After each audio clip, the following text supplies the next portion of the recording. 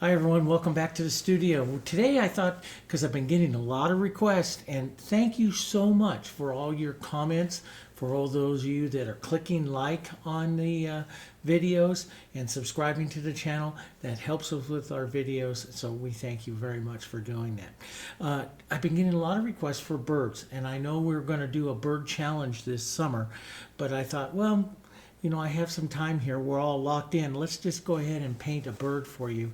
A lesson for some of you that, want to get back into the birds. So you have roses, landscapes, birds, wildflowers. We're going to try to keep you busy. What I have here, this is an 11 by 14. This is the MDF or hardboard type panel. Lightweight one you can get these at Dick Blick. You can get them, I buy them in big 4 by 8 sheets and just use our woodshop table saw and cut it down into smaller ones. But you can buy this, they can run about, $1.50, they're not very expensive if you go to some of the online art centers and stuff like Dick Blick, they carry those. And they're really nice. I gave it a coat of about a value 7. So, I always use my value scale when I'm with you guys. I always use, so it's about a value 7. And what I did is just took some white and some yellow oxide and a touch of the black. Now, I'm going to be painting today we'll be painting the female lesser goldfinch. I love the goldfinches, and I'm out here in Nebraska, which we don't have them. Back in Pennsylvania, boy, we had goldfinches like you wouldn't believe. I used to put out the Niger sacks, and I remember one day I had 5 Niger sacks out, and I counted 36 goldfinch out on the Niger sacks, all hanging out everywhere. They're a lot of fun, and I've always enjoyed painting them. I do like the female. She's a little softer color. I've painted both the male and the female several times in books and DVDs. The female's a softer color, and I like that. And she's actually I got this photo off of Google Images. It's one of the free photos that you can use. And in reality, she's a little bit more yellow out through here at this time of the year, especially coming into the summer and late spring and into the summer. And so I sketched her up this way, and I'm going to put some heavier, a little bit more yellow right back down into here. And as I was sketching this, I got her eye a little bit too high. The eye should always come in right in line with that beak right there. So it's just a touch too high. So I'll adjust that when I get there. But I like them always kind of turned, gives a little bit more character. So we'll use this one as reference as we go to paint her. And then we'll go from there. Now I use all different kinds of techniques. To do this, I use what I call my bird portrait technique, where I use a small flat, fusion flat. And then I do more of a detail technique, and I brought down just a couple of them out of the gallery here, of them that I really enjoy. I like this one, and this one is done with more of the detail technique. What I do with the detail technique, I use my number 4 fusion round. And I compress it down to do a lot of different things. But that's what gives you this nice, you'll see this little bit of feathering onto the edge of the stroke and stuff. That's what I do there, and it allows me to get some of that detail. So on that one, I use the number 4. On this one here, which I just thoroughly love, this is a little titmouse, and tons of these little birds out in Pennsylvania, and one of my favorite of all time, the little birds. This one I do is what I call my bird portrait technique, and for this one I keep it softer, but I love the working of the color and some of the details. And so this entire bird, including like the little shine and the eyes and stuff that you see here, I do with my little number 4 flat. So I keep the strokes wider. There's less detail lines to it, but it does do a nice job of lifting off and putting in some quick little streaks and stuff like that. So you don't need a liner brush for that. So even the 4 can do a nice job of detail. There's also the number 2 brush you could use, which gets you even smaller and finer detail if you want to use that. I'm going to put it all out. So I'm thinking I'm going to do the little finch today in more of a maybe maybe a combination of both. I'll show you both so you can see how both those brushes and stuff react. My favorite of all is the number 4 Fusion Flat. I'll be using a larger one when I go to paint the flowers out here. I'm thinking of some, since she'll have a light little yellow, I'm thinking of some, you know, red violet, quinacridone violet type colors to the flowers, which will be a nice contrast, you know, nice complementary contrast to it. My colors that I have out here, of course, these are the Heritage acrylics, and all I did was just squirt them out right out onto my palette here. This is my Hansa Yellow, Darulite Yellow, Yellow Oxide. This is my favorite go-to palette whenever I'm going to create something. It gives me a nice array of colors. So Hansa Yellow, Darulite Yellow, Yellow Oxide, Burnt Sienna, the Naphthol Red Light, Pine Green, Phthalo Blue, Red Violet, Quinacridone Violet, Black, and White. And I usually don't paint with too much black, but you know, I do it, I'll put it on this one just for some ease. Let's get going. So I'm going to take my 3/4, I'm going to start out with my 3/4 inch brush, and I'm going to add a little movement to the bird. And a lot of those of you that have taken my online bird classes, I've painted thousands of birds in DVDs and in the online classes, especially in the online classes, where I always set up a movement to the bird this way. And then I follow the Dutch philosophy of what's called St. Andrew's cross, and I'll put a crossing motion in through here. That'll help to contrast the bird. And so I'm going to take a little blue. Here's a little phthalo blue, just a little bit of phthalo blue because it is such a powerful blue, and some white. And if I want to really contrast her, since she's going into the yellows, I'll put a little bit of my quinacridone violet into here. Take this right from the blue-green of phthalo blue right into the blue violet of my complement to her. Now I'm just going to go right over her here, and we'll streak this out. I'll streak some of this out and let it fracture out. I like to do that, let these colors kind of fracture out. I'm going to put that to the side, and then what I'm going to do is take a paper towel and just wipe back to reveal. I don't need to reveal all of her here, but just to reveal what I need to right in there. Now we can come back and we can clean up and work the edges and stuff again. If it at all is difficult to remove, that you just put a little bit of, just a tiny bit of water into your paper towel like this, and it comes off really fast, really easy. But I don't mind a bit of the color going through it because it gives you a good color harmony to that. I'm going to start with her. She's going to be our center of interest. Now this is getting a little bit streaked, which is I don't care for that too much. I'm going to let it go for right now. We'll go back and pick that up, fix that up.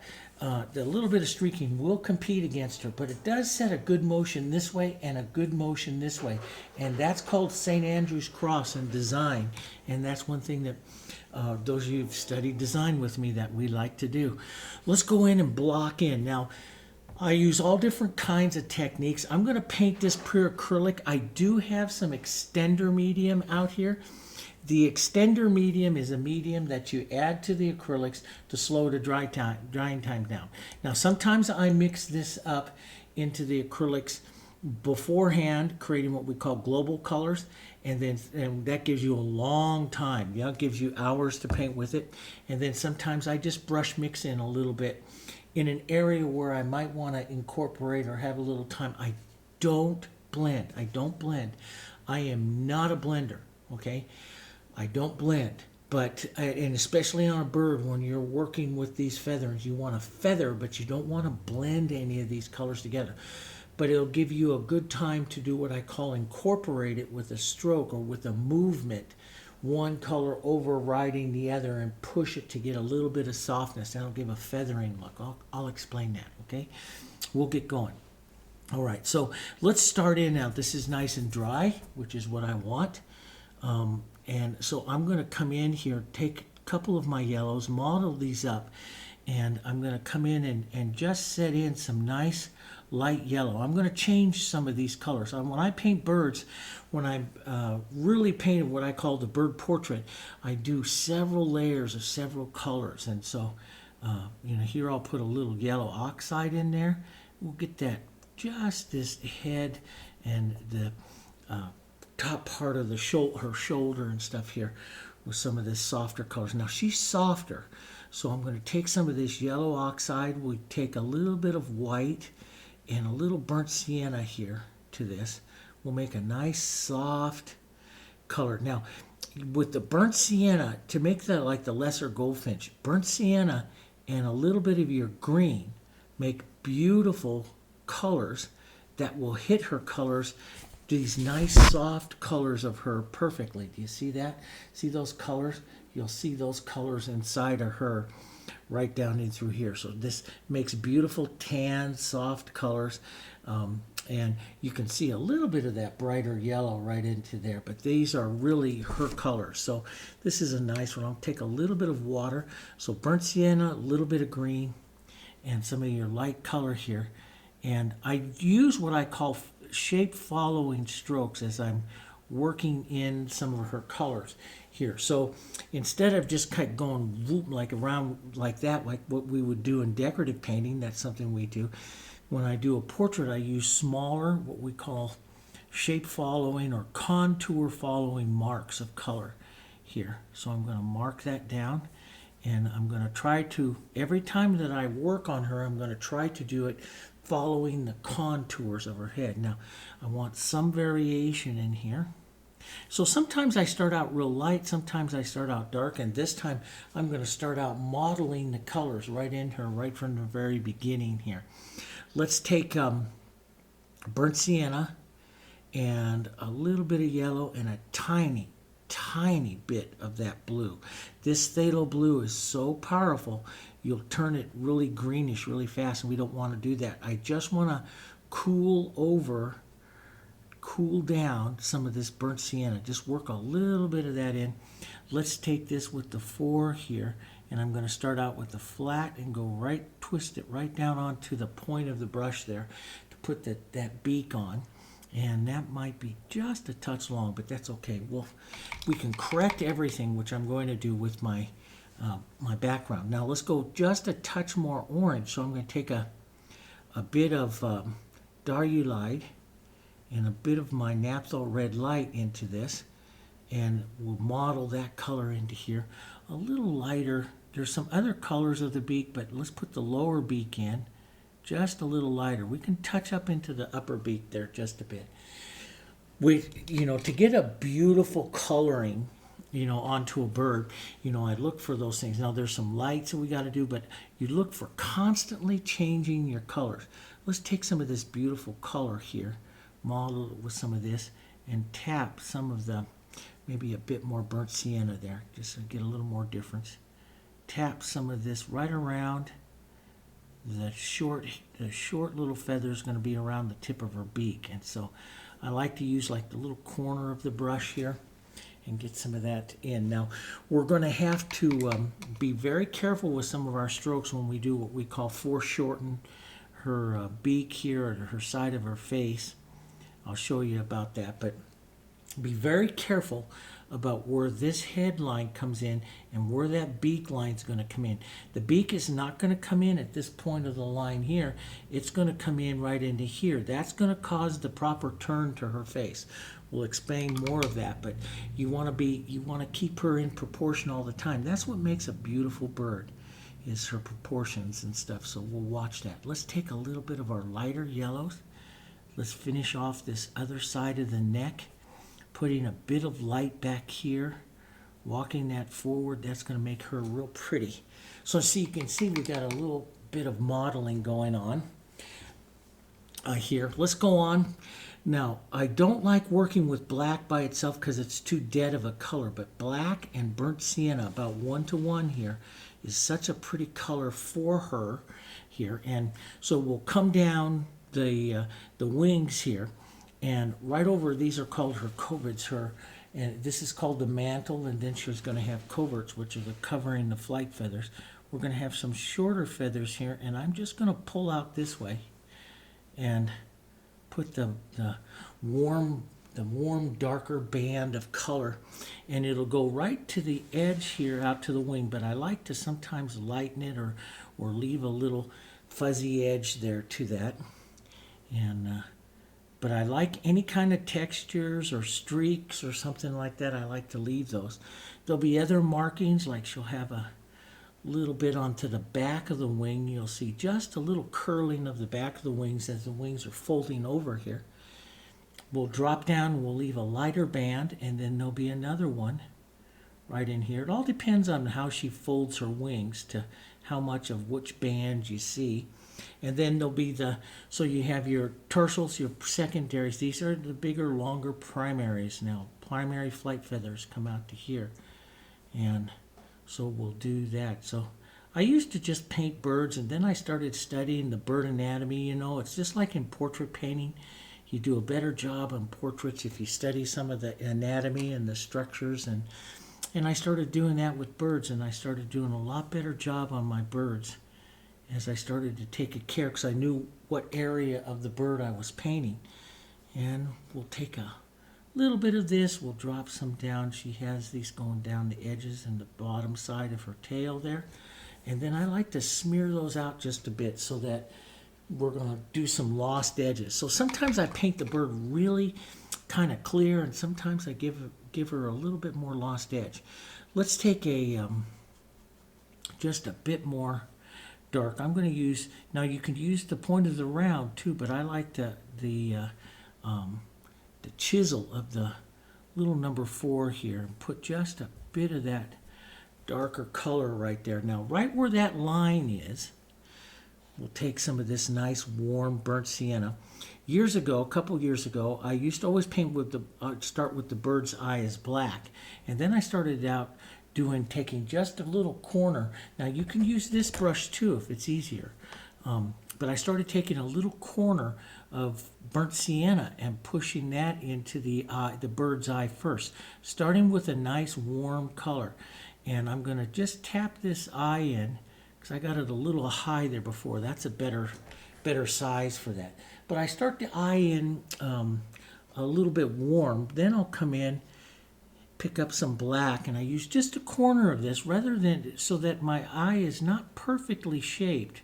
I like just to slowly tap it like that, so I get some different shapes to the eye. I think that gives an eye with more character. We'll go in there and clean some of that up and put some of that shadowing in there, but I think that this gives a little more character to her.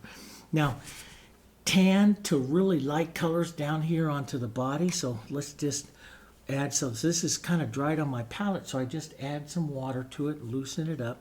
Let's go a little lighter color, and we'll go ahead and do some just short choppy strokes. Let the colors be modeled here, let them, so you get some different coloring. That's what makes them pretty. What makes a bird really nice is the constant changing of the colors. As we go down here towards her tail, let's just let that fade off a little bit, and even let some of the blue come through. We'll go a little heavier up here, and you can see I get a little heavier. That's going to put more paint down. More paint means more interest. More interest means the viewer's eye comes up here before it goes down there, and we're going to want that viewer's eye right up here by the front. Now, the front of her wing is going to come right up here. There'll be some light colors now. So we curve this slightly to get her body correct and how it's turned. We've got to follow the contour. So we're going to curve this way a bit, like this. Her head is breaking up over her shoulder, so you're going to have a color break there. And I'm going to take some of my yellows, yellow this up a bit, put some more yellows right in here, just stroking back down like that. That's one. I like to use the 4 when I portrait paint the bird with reverse strokes like this, just touching the color like that. And then we'll add some burnt sienna, a little bit of that green here, tone that down, a little bit of our yellow, but just slightly ever so greenish here. Let's add a little water to this, okay?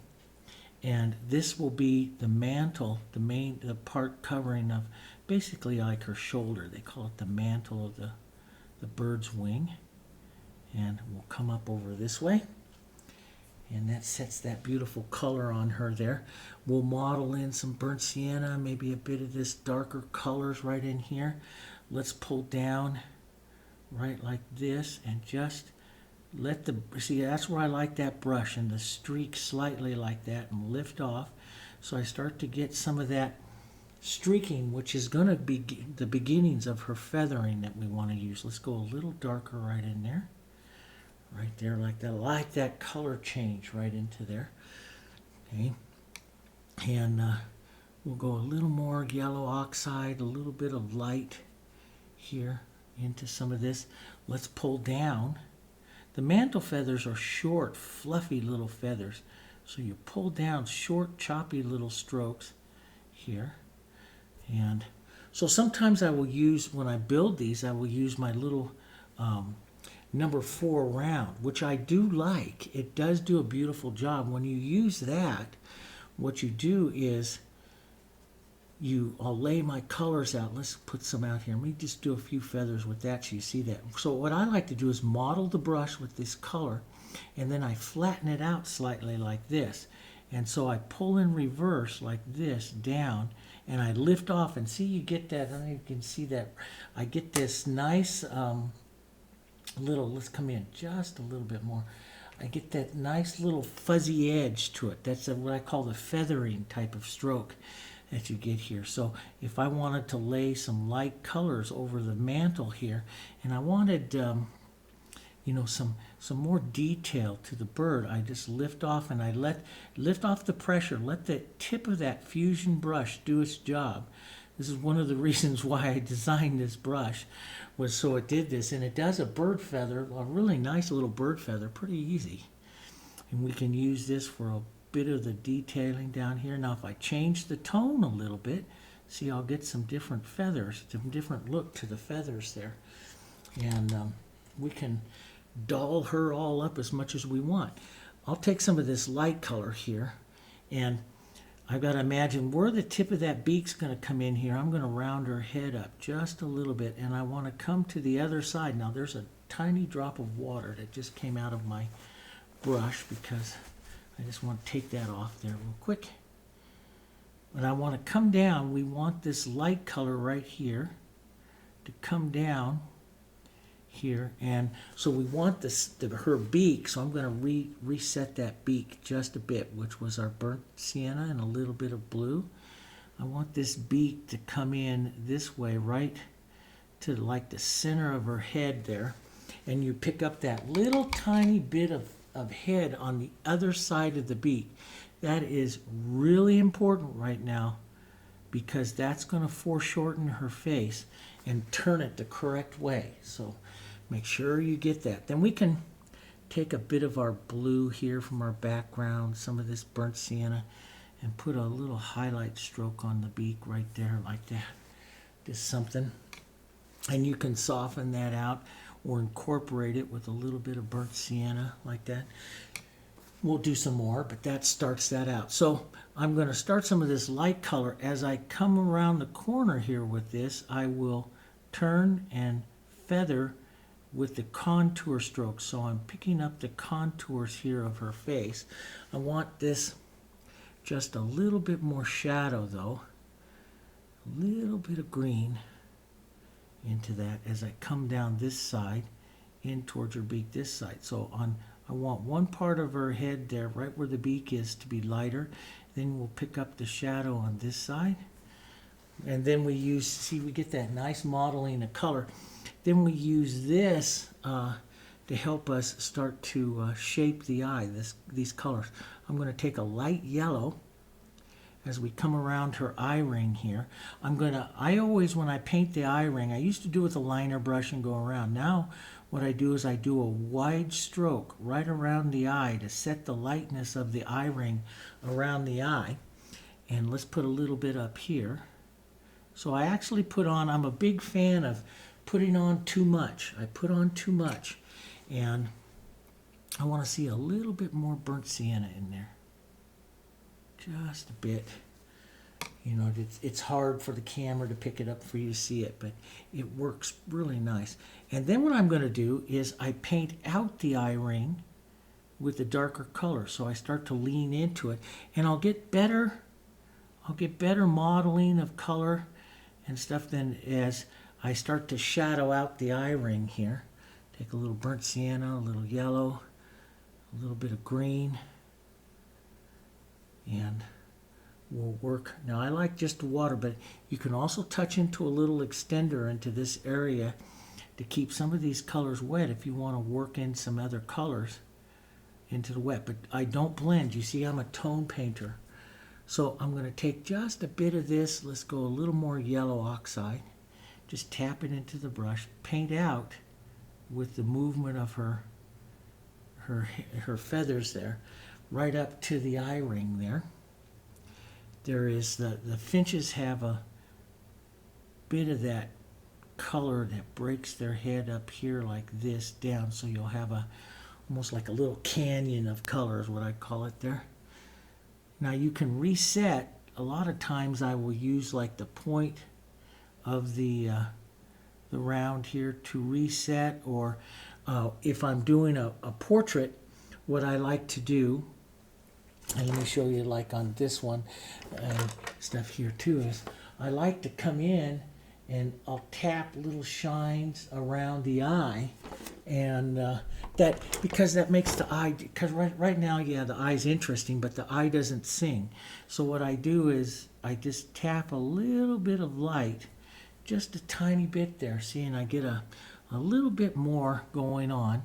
We'll tap just a little heavier there. Just kind of tap that around. I don't like lines. I like to just tap and create little shines. So that makes your eye a little happier. And then I won't use pure white, maybe a little blue in it or a little bit of the yellows or something into it. And we'll come up to the top part of the eye and put a little shine. Now most of the time that little shine gets a bit big, and I end up, what I do is, and I'll make it a bit big so I can show you here. You get too big, it looks like a bug. It looks staring at you. And so I take a little bit of dark into the tip of my brush here. And what I do is I just tap it out. I start to walk into it and tap it out until that little thing starts to look about the right size that I want it to be, so she's not so buggy there. Okay? Now, then I start to add. Then I start to feather her up and decorate her up a little bit more. Let's pull just a bit of the nice, beautiful feathering strokes down here. And I work back and forth. So I take a little bit of that, I put a little bit of that on, then I'll tap just a bit of that out. So, and I'm looking for character within her here. Some lighter yellows. And I'll pull some lighter yellows here, but not as hot and light as that other side of her face. And then I'll get smaller taps of this. Smaller. As you get down around the area of the beak here, what I do is I model these colors together with the tip of the brush, and I do very small little touches here. These are the finest little feathers on your bird, and right around that beak there. And so I just make small little marks. If I get too many on, I tap it back out with some dark here, but I'll go back and forth setting up some.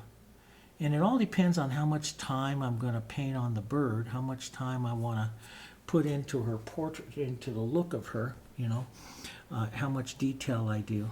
A little lighter, maybe to the bottom of that beak, let that, just a little touch of that.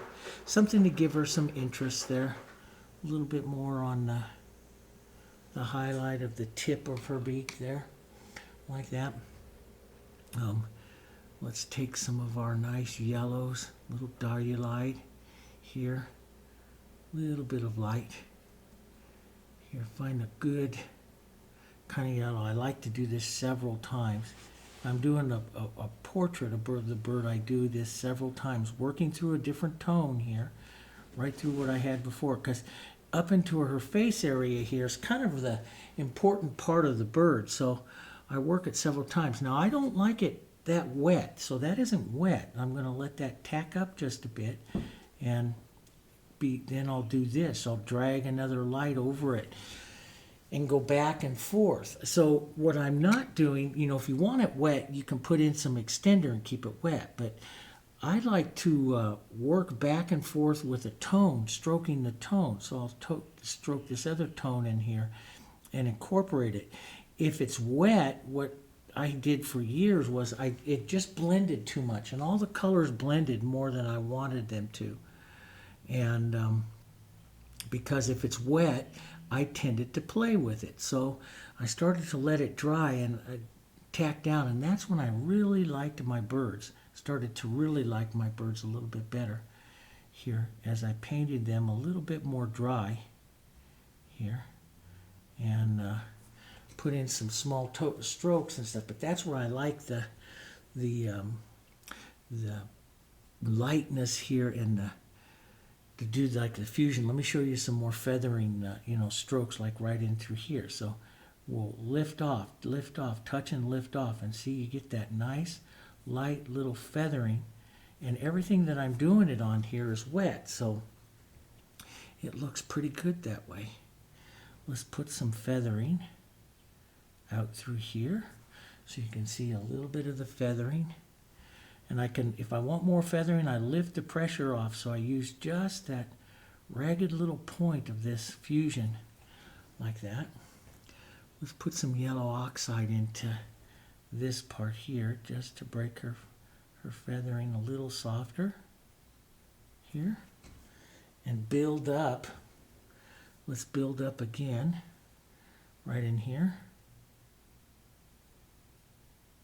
So this would be a bird that I'm putting a little more time into, and I have different ways, different amounts that I'll paint, but so you'll see this building of her. She's getting more tones and stuff in her, and it's kind of a nice little look. And if I'm going to put this much detail and stuff in it, sometimes I'll roll my brush. I'll pick up just a tiny little edge of that, and not use the point, but use the flat of it, and put the highlight edge of the beak there. And I usually tend to overpaint, so then I take a little bit of the dark and set some down, and you do that a couple of times onto the beak. You see you get more and more interest to that beak. If you want to paint beautiful birds like that, you're going to work the tones a couple of times. See, that's a beautiful little tone there. Let's put just a bit of that right up underneath by her eye here, and set a couple of light little strokes right by it to set it in, and so that tone incorporates or moves back into her face there a bit, and that really helps quite a bit. Let's put another light little touch right to the back of the eye, and maybe a little tiny touch up here. These are all little things I start to do. It all depends, I paint birds so many different ways. I don't have just one way. There, I like that extra little light right there. She might get a little more character with a touch more of a light right here on the edge of her beak. Right there. And then we'll take some of that extra out just a bit. Yeah, a little heavier, Dave. There, like that. Yeah, that's kind of cool. So that's the fine details of it. If I want her to have more power and more portraiture to it, that's where I go to my number 4 here. Let me show you that. So I go to my number 4. We'll put some lighter color here, model this up, and I'll put more power to these lighter strokes that you see on her, and maybe some of these softer strokes here. So she gets a little different here. Get a little bit more powerful. Let's take some lighter, powerful strokes. A little more yellow here. Let's pull some right down here. Right on her chest area here. On her breast. There. A little lighter. that might be getting too yellow for her, so we'll put a bit of the toned green in there. Let's pull some of that down there like that. So I like the powerful strokes. This is what I did on that titmouse one. Is I like those feathery strokes, but I'll put in some more powerful flat brush strokes, and you have to choose which way you like her.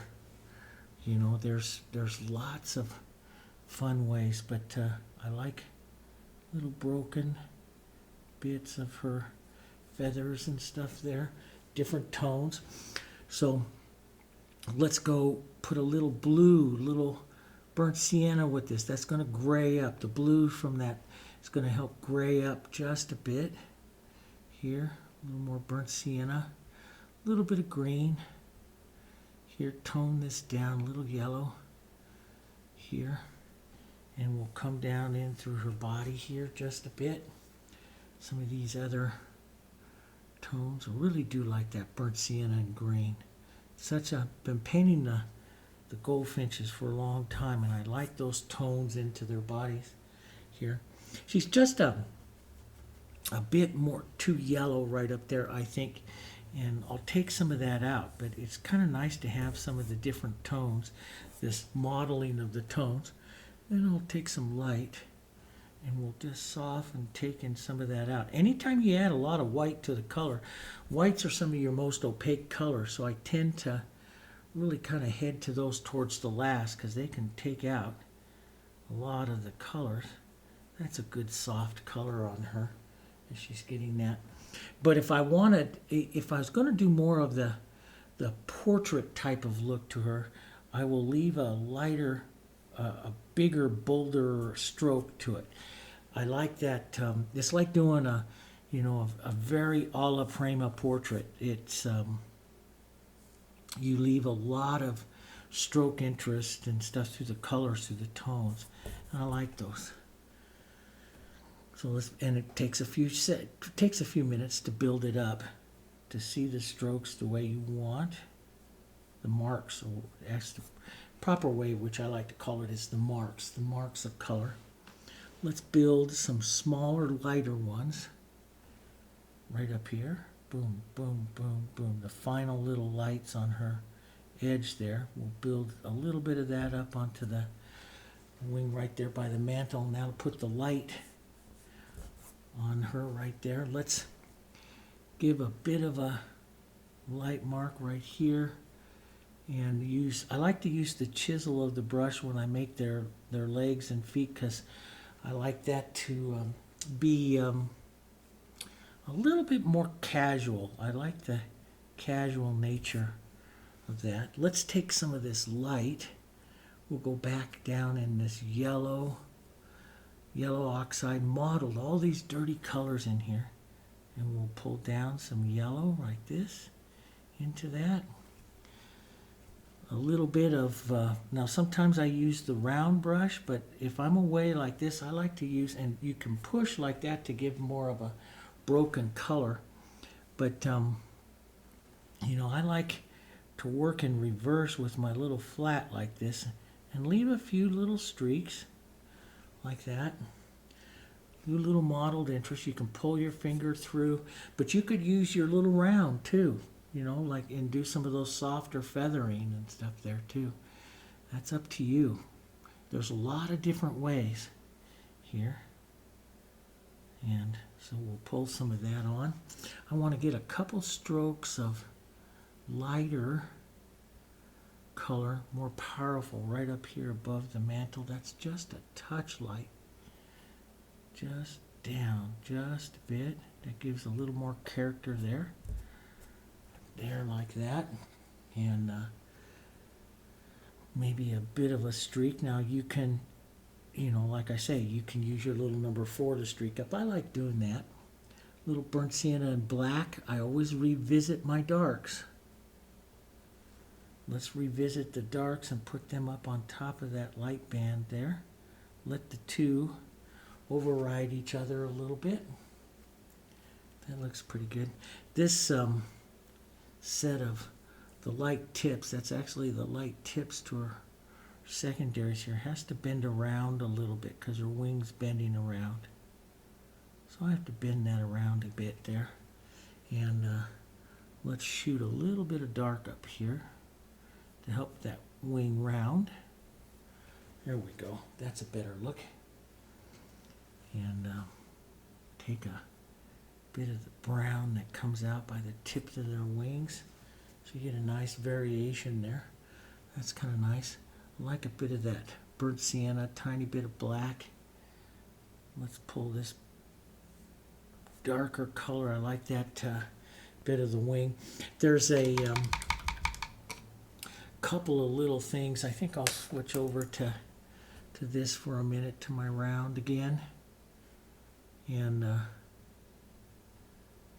I like to, one of the things I'm known for doing is putting a little bit of the strokes up over the edge of the wing. And I just lift off. So I always like that, and that's, to me, it always like sets the wing inside the body there. You put a few of those, so the tip of that fusion brush just does it beautiful. If you just lift off like that, sets a few of those feathers right up over the wing. And let's just mark this with a few little feather strokes, and then we'll go a little softer here, a few little feather strokes right up in here. So you can see this beautiful fusion just does a real nice job of that. Let's set just a bit more of an angle of these feathers this way. And that's pretty good there. And you can also, let me show you this too, because I do this sometimes, also stroke the feathers here, put a little bit of my darker kind of thing, also stroke the feathers in reverse, so you're actually feathering here with the dark rather than feathering with the light, so you can create that movement. I do that back and forth sometimes. And let's just reset that. Set a few of those tones. See, by all those different angles, look at how much character she starts to really get now. And let's, don't mix it up too much if you're going to feather here. We'll just model it up a bit. And use some light strokes here to soften off some of that movement. Just the tip of the brush. And just use the light little tip to do the final little feathering there. I like that bit of light underneath her there. And down that other side here. I really want to keep that. And really, it's very important, that line, you see it very clearly of her beak there. And it's going to happen underneath there as well. Let's get a little bit of dark light with it so it oranges just a bit. It's going to happen underneath the beak there too. That helps her whole face turn. So it's so very important. And it takes a couple of times just to get that line right there. So very important. I think what I'm going to do is take her beak down just a bit in size as well. Let's though first put on just a couple more little bits. Now, right here, that stroke of light is just a bit big. And so, I mean, it's fine, it looks fine, but you can take out, see, you can take out with your dark too. And that just, if you spent just a little bit of time here and just work those feathers right there, see how much more interest she gets? She gets a lot more to it. So, I mean, in the overall scheme of painting the bird, that's that's not much time. So you can use the big flat, you could use the smaller one here to come in and do a little bit of feathering on like her body here. A little bit of the light colors coming down, feathering just a bit. That's up to you. You know, what look you want yours to have. But I enjoyed it. I think that looks pretty nice. I'll put just a touch of lighter yellow A little bit of feathering right here might as well. And it's how much time, for me as an artist, it's how much time I put into the bird. So I let this whole area of the bird, I want your eye viewing up in here, so I usually let this whole area of the bird go away a bit. Now I'm going to take a, like this is a, what is this one, an 8, and I'm going to take some of my lighter blue, phthalo, a little bit of that quinacridone here, some water. So it's, you know, I feather her all up there. It's not really wet. I don't do it really wet. There are some that I do. I'll keep it wet and do the feathering, but that really wasn't wet. Now I'm going to use this blue to do what we call negative paint down, smooth down. I'm even going to take a little bit of the edge of that beak down, just a bit. This will give a nice contrast around her. And all I do is feather this off, no pun intended there, just kind of lift that off, and I'll maybe put a little water into my brush and just streak that off here, like that. Kind of hides that you did that. Okay, but I want to really kind of clean up a bit right around what my center of interest is really going to be, which is right around her face here, and soften out some of that streaks that might get a little bit too much. So I usually do that and back paint up, and she just pops off the surface then. So I'll soften this just a bit here. Sometimes I'll take that and you know, paint over an edge. If I want to compress something on a wing, I'll soften back like that a little bit so it softens her back. But if you really want her to dominate the painting, make sure this line right in here is really clean, and that's the detail of it, and she will, that part of her face will dominate every, you know, part of the painting. So you can see her there. Now sometimes when I'm painting like that, and I've worked a little bit more on the bird than what I do in a lot of paintings, just to show you some of the different techniques, but sometimes when I'm painting like that, I will go ahead and, before finishing the bird, I will block in leaves and other kinds of colors. And I do that when I don't really have a really good plan in mind of where I am going to go with the painting. I know exactly what I'm going to do with this painting as far as, you know, painting. I know the colors and stuff that are going to come with these flowers underneath, so I don't need to do that. But if you're working through something for the first time and you don't know, it's good not to take a bird like this to completion. It's good to take a bird about halfway, then step out into the other parts of your painting, work some of your other colors, so you keep it in what we call color perspective. And you know, so I do that a lot of times when I'm developing something the first time. But I've painted this little female finch so many times and done so many things with these types of birds that no, I really didn't. I don't need to do that. But let's go out and let's paint some flowers here now. Let's take some of our violets. I'm going to put it right into some of these blues. I don't want this super cold right now, so I'm going to put just a little burnt sienna in it. And I'm going to use water over here, okay? And let's come down. I think these colors would be kind of pretty here. And I'll watch this right up against her. I think those will be pretty colors. You know, she'll be kind of pretty working up against these. So I'll bring one right up by her here as well. So let's bring a little bit of these. These could be wild roses. They could be all different kinds of things. Whatever you want them to bring. You could close some up. We could be very casual here. Close some up. Push the colors around here. You know, maybe take these a little bit more transparent back here and give the idea of maybe back soft ones. I like to set some back behind her as well, or many times, and that sets the bird into the composition here, and which is kind of nice. I'm going to step back just a bit more. Back up here, you may want to start getting your flowers, closing them up a little bit more. Think of more oval shapes closing them up a bit right there like that.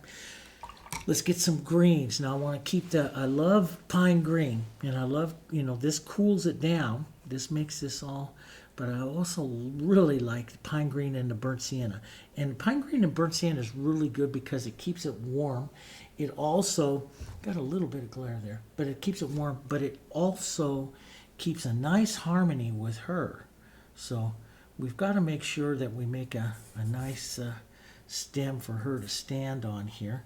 But usually what I do is I close them up so much that I put so much stuff around her that you can't see. That's the one thing about birds, they have these gigantic pterodactyl feet, because they can grab onto anything. So I tend to kind of cover their feet a little bit because I don't think their feet look very dainty. So I'm just going to push these colors back here like this. Let's push some back in here. Let's push, and this will give just nice contrast to her. Really kind of set her in front of the composition. A little bit of that dark right there. So see, that lifts her body up. And let's push a little bit of that.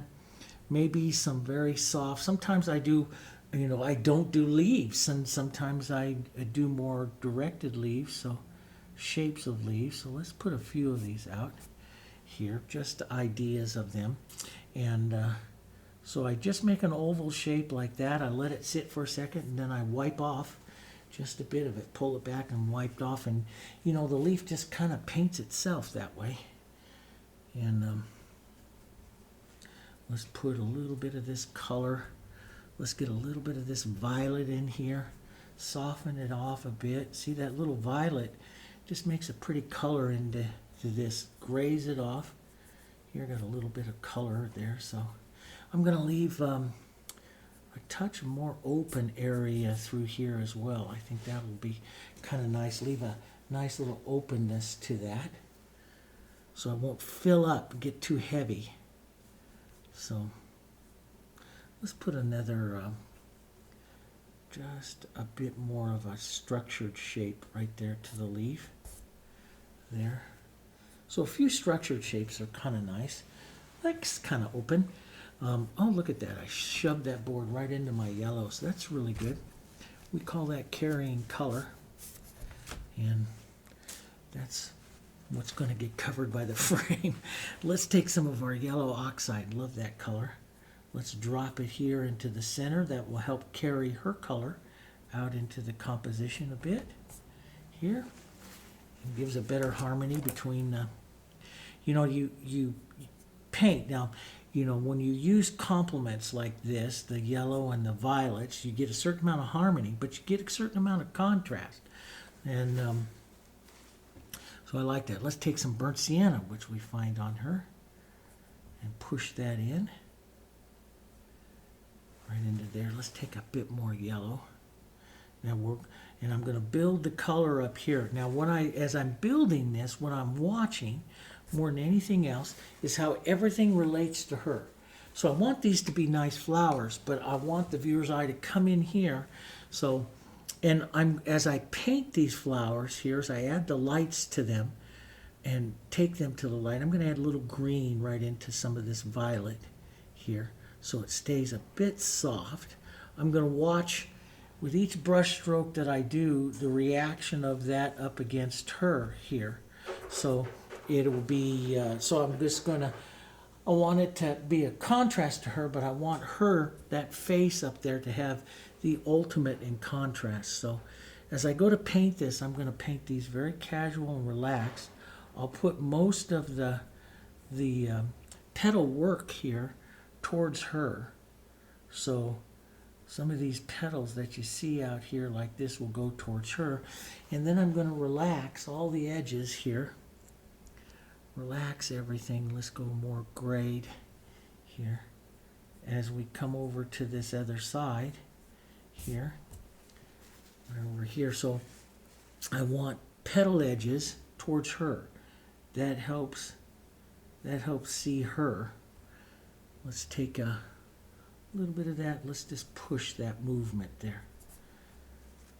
So I really like painting with thicker paint stuff here, but the paint is quite soft. It's got a bit of that green in it. It's quite soft. I just kind of casually work these through the shapes. I don't need to, you already see them as flowers, so I don't need to do a whole lot. If I start doing a whole lot here, it'll start taking too much away from her. So, you know, I don't do a whole lot. Maybe we'll do a secondary little shape here of some other petals or so.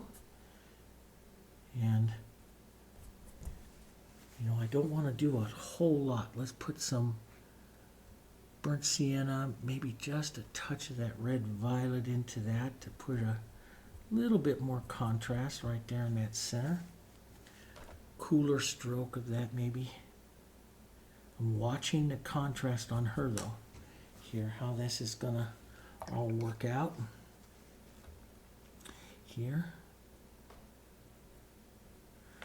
And let's take a little bit heavier, darker out here.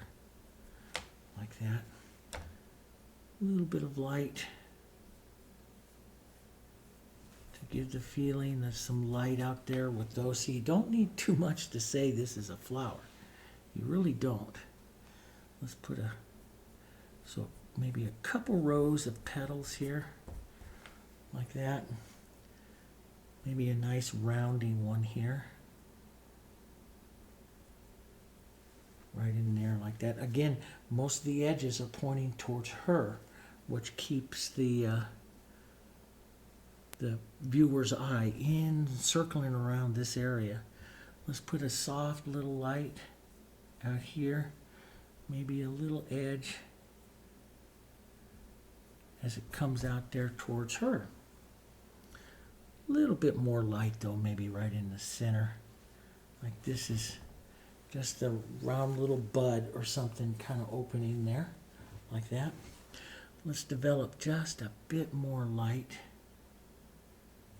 right here. Come out just a bit, little. And of course, what's really going to make and what I've learned for years of being a flower painter is that the main controlling shape of this whole flower that I have going on here is the center. And the second that I start to add that beautiful center, this flower will all come together. So, you know, I used to just worry a flower to death and paint so many times on the petals trying to get the shape right. And it just all comes together when I put the center. So I'm going to take a little bit of yellow oxide, a bit of my Hansa yellow, and I'm going to tap the center, which is the main point of interest here on this side, right towards her, and then roll over to that yellow oxide and maybe just tap that just a bit. I want that center to be a little bit more towards her. So it's kind of like saying, hey, pointing right up there towards her. And we'll take a little yellow oxide over to this side. We'll push that light, not quite as much, because this one's turning away a little bit, but a little bit of that Hansa right there towards her side. Back out here, no Hansa, maybe just a little yellow oxide. Here, just to lightly say that's a flower. That one's got there maybe just a touch here. And yeah, we don't. And then after you get that center, then you can come through and say, well, maybe we'll push just another one. But I want this one to really direct your eye up that way. So maybe a little heavier, a little bigger, a little more light right here, across the front of that right there. And we'll take a softer pink and lift out. That puts a shadow at the base of the petal, so you just touch it right there and lift out real quick. Just love those fusion brushes for doing that. And then edge. See, this is called the petal edging technique. I pick up that little corner like that. I roll the brush down over onto its side like that and just draw it. It draws the little petal like that. Takes a bit of practice, but it's really great because it does give lots of nice direction to your petals. And you controlling that. Let's, I like everything there, but let's soften. Take a little water with this. Let's pull out and soften this lower side here so that the light is more to the top up by her. Here, just like that. Yeah, and that kind of directs up there towards her a bit more. Now, you have to decide, you know, you have light and dark into your flowers, which I like. Let's lighten just a bit more right here. Just like that. I like the little skipping kind of petals and stuff. Those are just kind of pretty. You know, you can contrast that a little bit more, a little darker. You could do some negative painting, some negative violet kind of painting here. If I wanted to contrast this just a bit here, that's kind of pretty. Now I don't want this to get about flowers, so you got to be kind of careful. This isn't about flowers, this is about her. But you have to decide now, as you get some of this in here, do you want to put some lighter yellow-green? And I love the pine and the Hansa, light, brighter green. And sometimes, you know, like what I did on this one, it's just little touches that you do in a few areas. So, you know, that's kind of up to you, you know, here, but you want to, I'm a firm believer, if you show a light to dark on the flowers and you show a light to dark on your bird, you probably should put a few light to darks into your leaves too, because that just gives a nice coordinated, so your leaves just aren't all dark. I mean, the sun doesn't come into a composition and only light up the flowers and the bird. It lights up the leaves too. So if you're an artist and if you're showing light and dark, you should show it through all of your objects, that light and dark. So just a few little touches here and there, just to say you did it. And you can make some lighter leaves or lighter edges to leaves and stuff, which is kind of pretty. But you see, you can, gives a nice look here, a little bit. And we could use that lighter green right there towards her as well, which looks kind of nice, a little bit of that here. You can put on little light vein lines, or if that doesn't show up, put it in dark here. Let's put a little light vein line here. A little light vein line, maybe a brush of the light there. It's kind of nice. Here, put a little bit more green so it's not quite as light. A little bit more green. Little touches. Just model those through a bit. Pick up some of that green. Maybe a little bit, touch more light here, and right up there by her. That's where I really want that, your eye. We come right in there. I could use a darker, so a little pine green, a little bit of cool color here. Just use this on the edge of the brush like this and do a little bit of negative painting right there to really see that little bit of negative painting adds a tremendous amount of depth.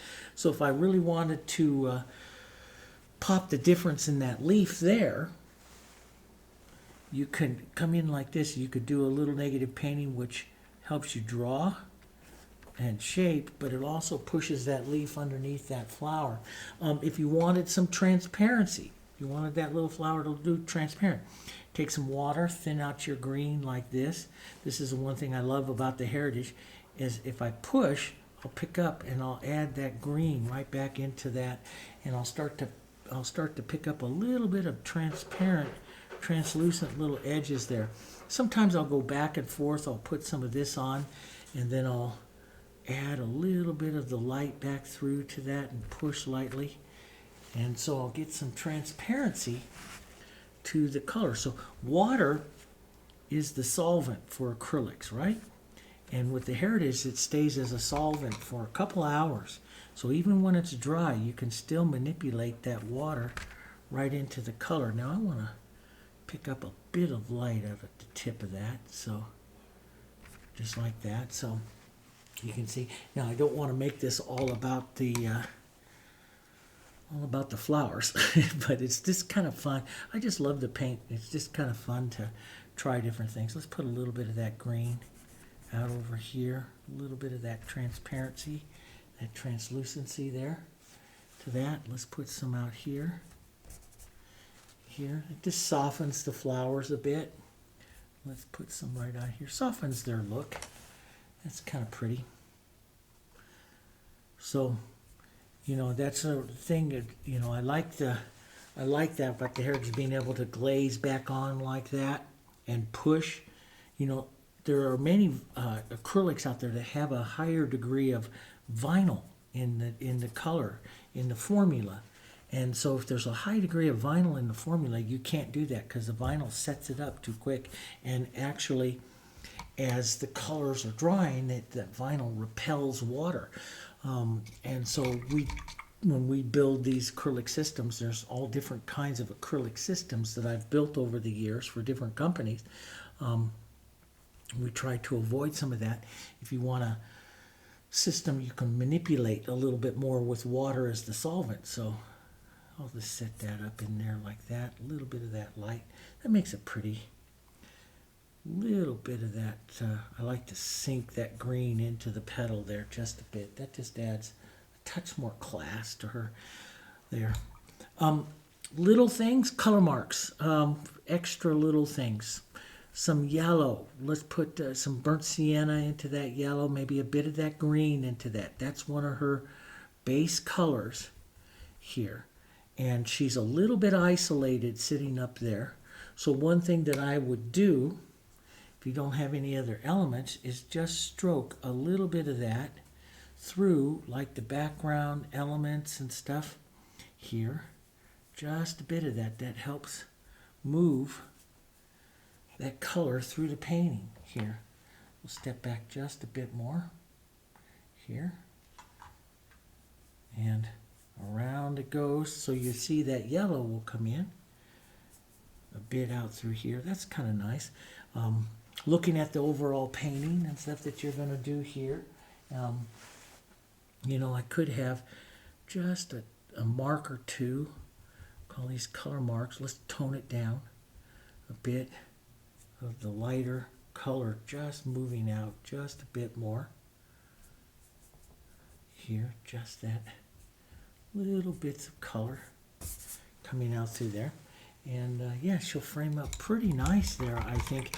Now, if it, you know, it all depends on the visual impact of to the painting here. Let me show you something here. I always go back and revisit my main subject, which is her. And I'm going to take a little yellow oxide, a little white here, nice soft kind of yellow, and look at a couple of extra little strokes right up here. And I can take back or move back or do something like that. But see, that pops just a little more interest into her. And I sometimes will take that back out with the dark a couple of times. Here, I'll work back and forth here, looking for just a bit more, you know, just a bit more into her. And I like that. So that's up to you to have that. Don't forget to keep that nice little channel here that comes from the back of the eye that the finches have. So we'll keep that going there. Just like that. That's kind of neat. That extra little stroke there gave a bit more movement. Little bit. She's not as bright. Maybe just a touch or so of the Hansa there to give her that bit more of that brighter yellow. Okay? So there you go. There's a bird lesson for you. That's just one of just many different ways. And of course, I paint the raptors and the birds of prey a little different. I use different what we call feathering strokes. You'll find that. I have tons of books on birds, videos on birds. I use a feathering stroke, a reverse negative painting feathering stroke on some birds, which is I really like to do. But yeah, I hope you enjoyed it. I had a great time. Showing you some of this. I think I'm going to lighten up a powerful light stroke right in there. And then I got to stop and play with it. I always say, don't play with it too long. You know, you'll start to destroy something. Yeah, that looks pretty good. You'll start to destroy some of your feathering. And always, if you want to keep painting, go paint another one. That's the best thing. Don't keep working on something because you can destroy that spontaneity that does happen.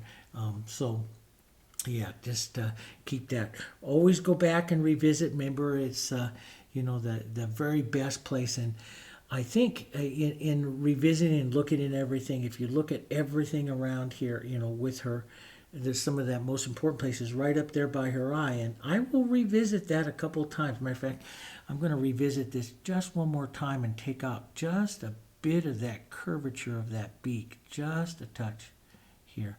Straighten that out just a little bit here. But get that light back in there again. Paint that up there. Don't use exactly the same color. It'll all dry down. But all of that, see, just really gives her a lot of interest. Look for that into the detail and then casual everything else, okay? All right. Thanks very much for joining me. Please hit that subscribe button. Please hit that like button if you like it. If you want to see more of them, make a comment. Some of the stuff you want to see. I get comments, seascapes and stuff like that. And also, I'd like to make a special shout out to Rosemary back in northern Germany, who wrote us a very lovely letter through the mail. She said she's 83 years old, says she doesn't do email, and barely understands YouTube, but watches every one of my videos. Rosemary, we got your letter. Thank you very, very much. It was wonderful. So, and if you want to see anything, just let us know. And we'll try to be here for you, okay? All right, hit that subscribe, hit that like button. We appreciate it. And I'll see you on the next one.